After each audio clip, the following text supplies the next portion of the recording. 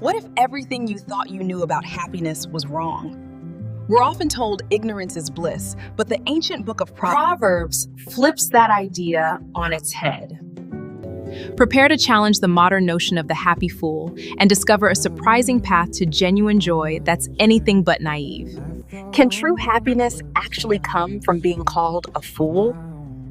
Proverbs reveals a hidden wisdom within this surprising label, suggesting that superficial optimism might be blocking your path to profound contentment. Get ready to unmask the real meaning of the happy fool and unlock a joy deeper than you ever imagined. And in a minute, you'll see why this all makes sense.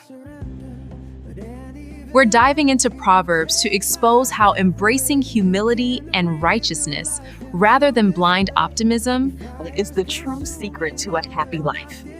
You might just rethink your entire approach to contentment. You know that old saying, ignorance is bliss?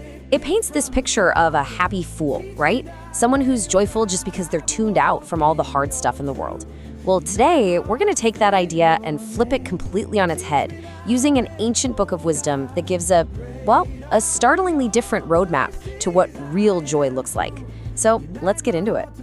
So here's where we're headed. First, we're going to tear down that myth of ignorant bliss. Then, we'll get into the super practical wisdom of Proverbs and redefine what it even means to be a fool. After that, we'll look at the path to true joy, see how it's built on humility, and wrap up with the ultimate choice the book throws down for every single one of us. All right, let's kick things off with section 1, the myth of ignorant bliss. We're going to really dig into why our whole cultural picture of happiness might be seriously flawed. Right out of the gate, the Book of Proverbs pokes a huge hole in this idea. This one line, from thousands of years ago, cuts right to the chase. It's saying that what you see on the outside, even something as real as laughter, isn't always the full story. It's this incredibly sharp insight that, a happy face can be hiding a world of hurt. And this is where that ancient wisdom just feels so modern. It's wild. Think about it. Our social media feeds are literally curated to show only the perfect moments. We're bombarded with this good vibes only culture, which is really just pressure to perform happiness. And that can slide into what we call toxic positivity, right? Where we just paper over real, genuine pain with a smiley face, which helps nobody. So here's the bottom line. This kind of happiness is, it's cheap. It's built on sand. It's totally unsustainable because it forces you to ignore or hide all the messy parts of being human. And when life gets real, and it always does, a joy that's based on pretending everything's okay it shatters. It can't stand up to the pressure. So if that shallow happiness is a dead end, what's the alternative? This brings us to section 2. We're turning to the Book of Proverbs, which you might be surprised to learn is less about abstract theology and way more of a practical playbook for how to live life well. Seriously? The whole point of Proverbs was to get its students ready for the real world. This wasn't just Sunday school stuff. It was career advice, financial planning, tips on friendship, how to build a strong family. It's an intensely pragmatic, down-to-earth collection of life hacks, if you will.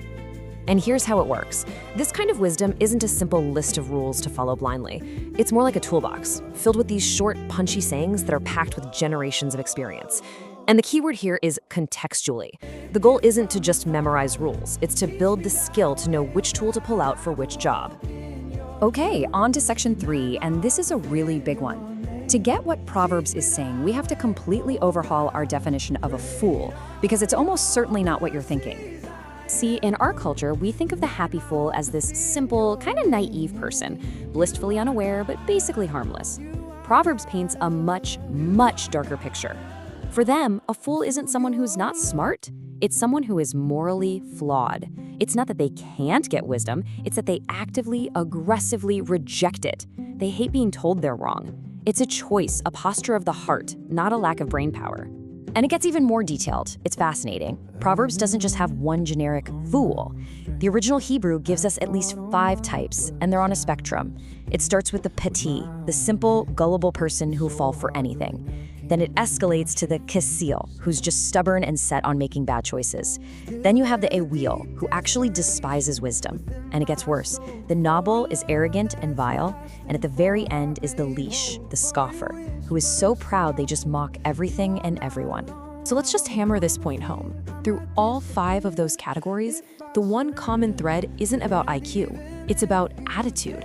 It's about a fundamental unwillingness to listen, to learn, and to be corrected. In the world of Proverbs, being a fool is an active decision. So if that's the path of foolishness, what's the other path? Let's get into section 4 and look at the road that leads to wisdom and the real, lasting joy that comes with it. The whole journey starts with a phrase that can sound, well, a little weird to us today: the fear of the Lord. But hold on, this isn't about being scared of God. The sources all describe it as a sense of reverent awe. It's about looking at the universe and just being floored by the reality that you're a small part of something infinitely bigger. This humble posture is the absolute, non-negotiable starting block for gaining any real wisdom. This verse right here, it's basically the thesis statement for the entire book. It lays it all out. True wisdom isn't just about being clever or knowing a lot of facts. It begins when you orient your life around a reality that's bigger than you are. And that posture of awe then gets worked out in everyday life through what the book calls righteousness. And true to form, Proverbs is super practical about this.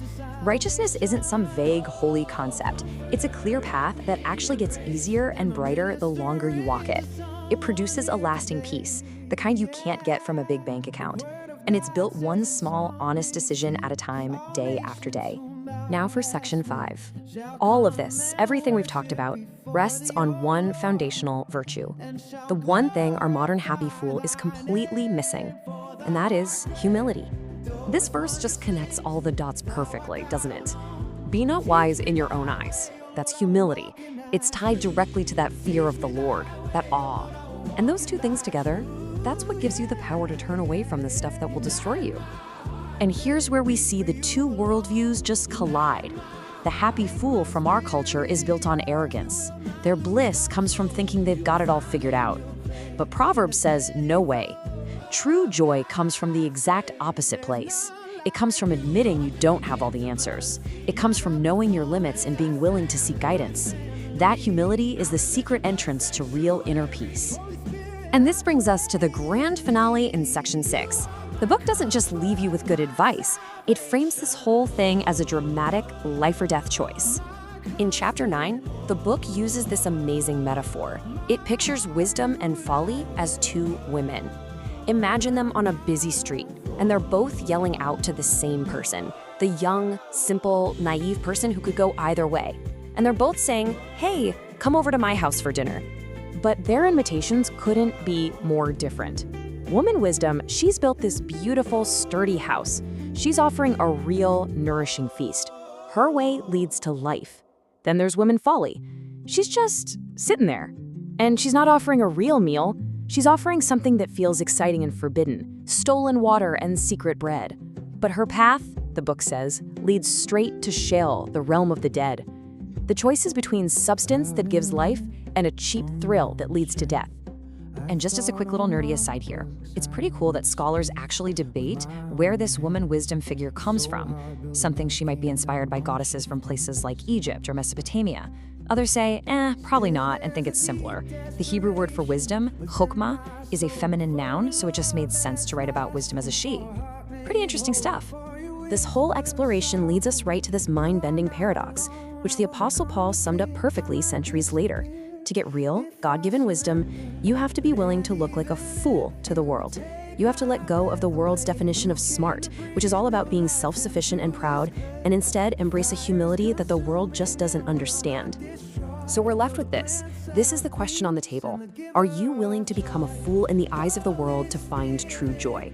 The world offers the path of the happy fool, that fleeting, fragile happiness based on looking away.